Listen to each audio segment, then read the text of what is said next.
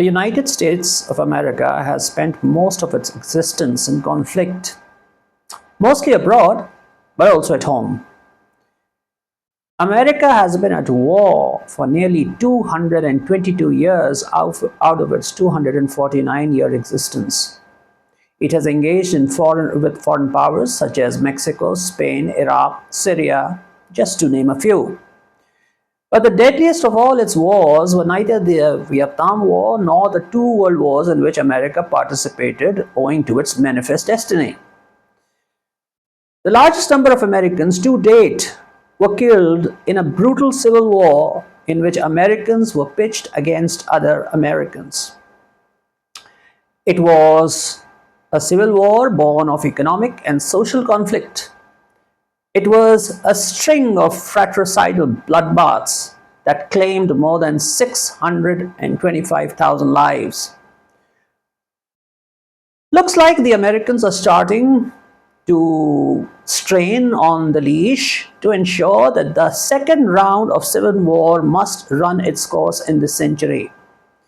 The American Civil War did not arise spontaneously. It was the culmination of deep and long-standing divisions, just as the tensions in the US today have their roots in developments that date back to the very Reconstruction that followed the Civil War.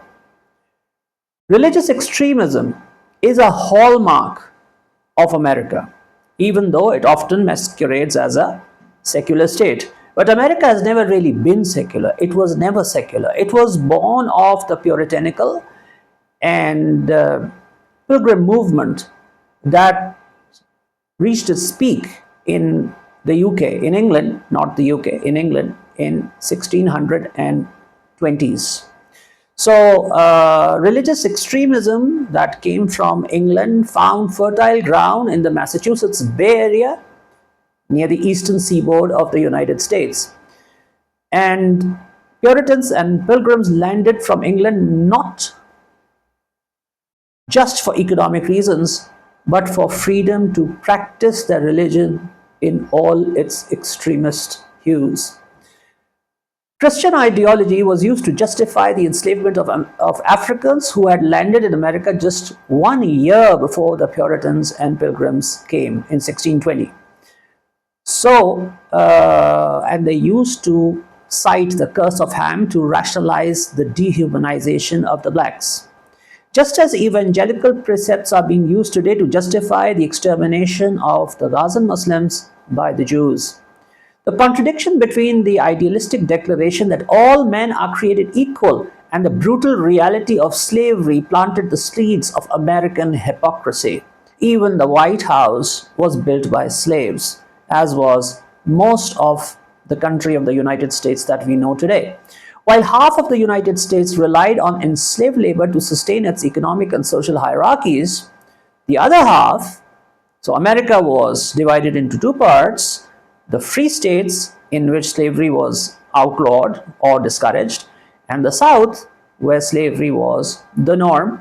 And the northern states, even though they were technically free, often opposed slavery not out of moral conviction, but out of racial animosity, fearing an influx of freed black citizens from the South.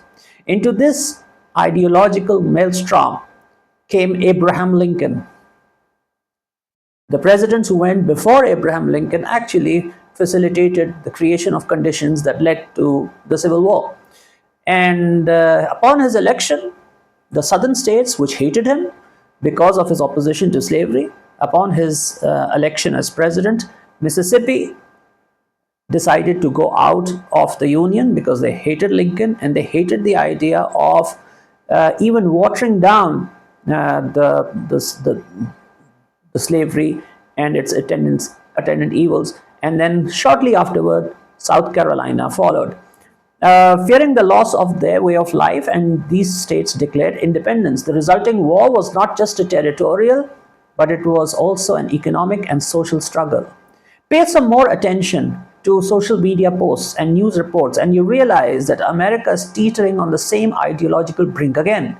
The divisions are no longer North versus South or free versus slave, but neoconservative versus anti-conservative, or anti-conservative, as Americans would say. In other words, it's fanaticism versus fanaticism. The conservative movement, once rooted in fiscal restraint and traditional values, now flirts openly with fascism. Its opponents, once called progressives, are extremists of the same order as those whose violent ways they claim to oppose. Both are prone to pulling the trigger at the drop of a hat. The conservative base has started openly espousing armed conflict in the wake of the gunning down of the divisive icon Charlie Kirk, who was of course killed on the campus of a university in Utah, which he was visiting apparently to rant against the supposed virtues of diversity on US campuses. Charlie Kirk was also an Islam hater and a supporter of the killings in Gaza, despite his avowed and overt anti-Semitism. He was also against LGBTQ movement and did not believe people should undergo sex change procedures. Trump loved him, of course, and conservative America worshipped him. You know why? Because conservative voters readily love anyone who can make America hate again. I chose the words anti-conservative carefully. There is no left in America, even if there ever was one. There was no honor in cutting down Kirk down to death. Every progressive knows that. But Tyler Robinson, a transgender man who killed Kirk, did not understand that. Tyler was transitioning into becoming a woman and was living with a man to make that transition smooth. If Kirk had his way, he would interfere with Tyler's efforts to become a woman. Hence, Kirk had to be killed. And there are extremists on the other side as well. Don't forget Pete Hegseth, who is the now War Secretary of the United States. He is well known to have tattoos that are anti-Islamic on his throughout his entire body. Extremists usually eliminate other extremists or those they consider extreme in moderation. Just as Gandhi was killed by a Hindu, and Israeli Prime Minister Yitzhak Rabin, who we all know conquered Jerusalem for the Jews, was killed by a fellow Israeli Jewish extremist. The shooter of Donald Trump was also white. He was shot dead on the spot and immediately cremated. His reasons and justifications for making an attempt on the president's life, or at that time the former president's life, went up in flames along with his own corpse. So America has had these moments where a ruthless person comes in and he puts down violence with even more violence. If you remember the Civil War, the Battle of Shiloh and the Battle of Cold Harbor, let's not forget President Ulysses Grant, General Ulysses Grant at the time, was forced to substitute butchery for strategy to win those conflicts and win in the West to ensure that General McClellan never came into power against President Lincoln. Fast forward to today. What is Tyler Robinson doing? Now, apparently he's against people who hate others, but he is a hater of the same order. He's a hater and an extremist of the same level because he wants a lifestyle. He wants a lifestyle which is very different from the way of life that the conservatives want all Americans to adopt. Tyler, like the man who attacked Trump, was also white. So today's conflicts are supremely battles between races and religions and communities, but they are also battles within. Political leaders try to avoid internal strife by perpetually looking for an enemy in the Muslim world. That's their only way of avoiding these internal struggles. And that is something that we have seen time and time again. When 9/11 happened, just before 9/11, President Bush was having a very difficult time being president.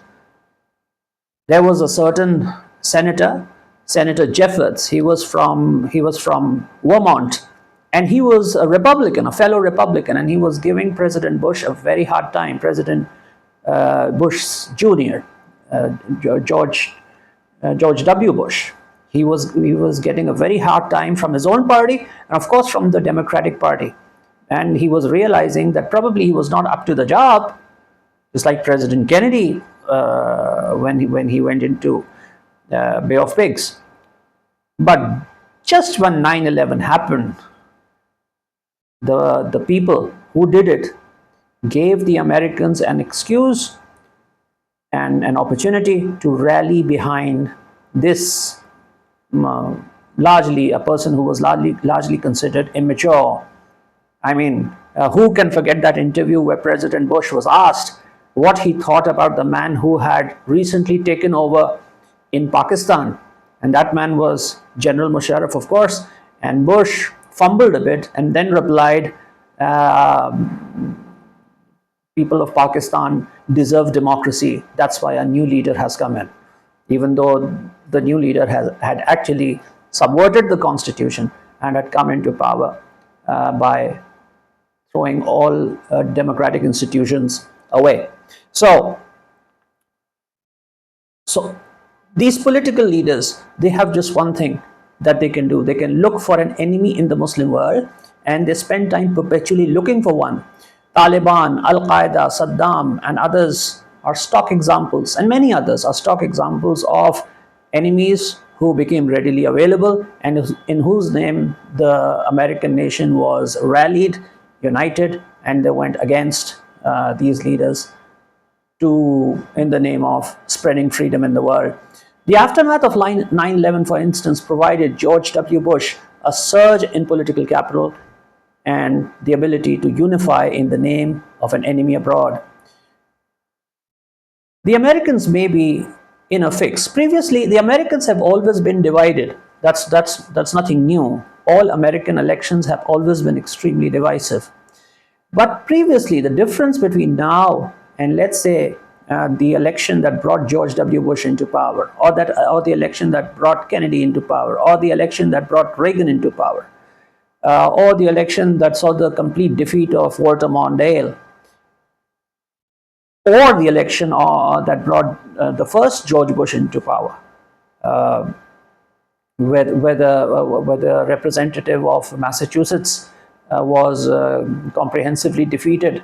All these elections saw that Americans were divided right down the middle.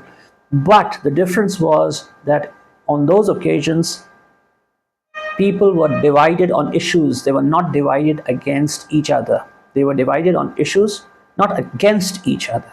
Because campaigns are a substitute to movements. Where there are campaigns, usually movements do not pick up, and ideological divisions are contained. Likewise, democracy is a substitute for violence. However, in certain countries like India, democracy has been seen to actually promote and institutionalize violence. Is America going down the same road? We hope not. There is a silver lining to all of the things that are emerging in the United States today. And the silver lining is that the country always errs towards democracy. Lincoln called an election at the height of the Civil War. He was indispensable to the war. He was aware of that fact, but he did not let that fact get into the way of his better judgment or the better and greater interests of the United States. Had his opponent, General McClellan, won the American election in 1864, the country would not have been united as we see it today. American preservation depended on Lincoln. There's only one leader in the last 300 years, there are only two leaders in the last 300 years who became indispensable to their countries. One was Lincoln, and the second was Muhammad Ali Jinnah, Quaid-e-Azam. But there's a difference between the two. Jinnah was indispensable both to the creation and to the preservation of Pakistan. So that makes him greater. Lincoln was the leader of a country that was already there. So he was not really indispensable to its creation, but for the preservation of the Union, Lincoln was indispensable. And he knew that. He knew that if his opponents came into power, he would be, the country, maybe his political future would be in jeopardy, all right, but the country may cease to exist as a union. He knew that. And when he called the election, his position was not very strong. The election could have gone either way. It was only the last minute victories in the West by General Grant and General Sherman that provided him political impetus to win. But Lincoln did not let those things get into the way of the political process and the democratic process. And that is the strongest asset that America has today. The Civil War is gone.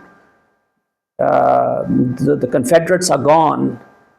But that precedent where an election always takes place no matter what, that precedent where democracy is always on the march, that is America's greatest strength. So America's preservation depends on democracy. This is in contrast to many other nations like Iraq under Saddam and Syria under Assad, that fell into despotism and eventually civil collapse through the cult of ruler worship. And that is the greatest bane of the third world countries like ours, where we put people before principles. Leaders are leaders of their own parties. To the nation, they are servants, nothing else, who are given a contract of employment for 4 or 8 years, after which they must retire and let a better generation or better people take over from them, because it is the country that matters, and the country does not belong to any one person.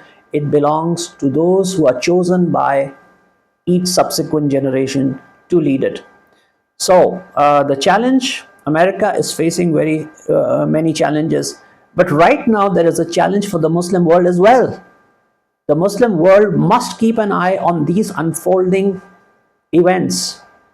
It should formulate its own survival strategy. And one of the best survival strategies will be, in this situation, not to overexpose yourself as an enemy of the West, as an adversary of the West, and do not give them the opportunity to rally against the Muslim world and to sink their differences by attacking another Muslim country. Self-restraint is a great thing, and great men like Lincoln have shown self-restraint. Lincoln's leadership was based on self-restraint and a belief in democratic norms, and ultimately it is these beliefs that prevented the disintegration of his country. His decision to submit himself to the democratic process, which leaders in Muslim countries never do. They try never to submit themselves to the democratic process. The best way to meet a crisis is to revert and resort to the democratic process. Had there been no democracy, had there been no election, there would have been no Pakistan. Our very existence is owed to the elections of 1945 and 1946. So his decision to submit himself to the democratic process, even during wartime, reinforced the idea that no leader is above the republic. Today, America is facing many challenges and dangers, and one of the real and present danger is that people are losing faith in the democratic process. And if they lose faith in the democratic process, then the only alternative is going to be violence. We sincerely hope that a civil war never happens in the US, because if it does, it would be the most horrifying event that the people of the United States will ever witness in their existence.